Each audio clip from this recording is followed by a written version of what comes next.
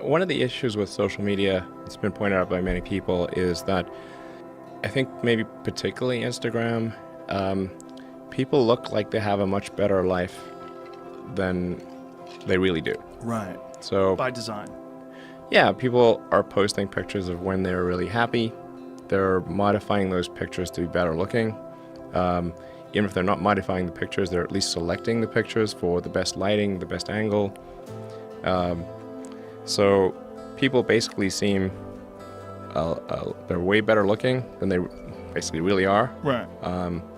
And they're way happier seeming than they really are.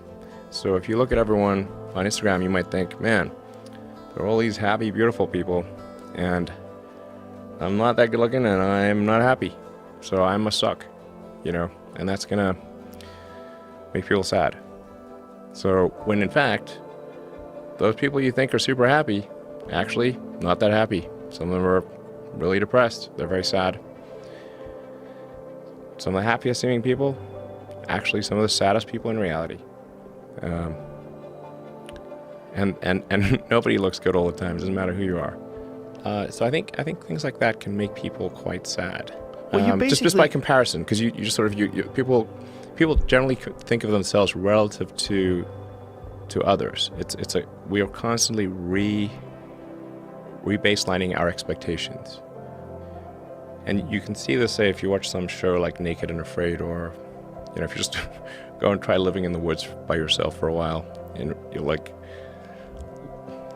learn that civilization is quite great. It has a lot of it. People want to come back to civilization pretty fast on Naked and Afraid. I'm not normally an advocate of regulation and oversight. I mean, I think one should generally err on the side of minimizing those things. But this is a case where you have a very serious danger to the public. And so therefore, there needs to be a public body that has insight and then oversight to confirm that everyone is developing AI safely.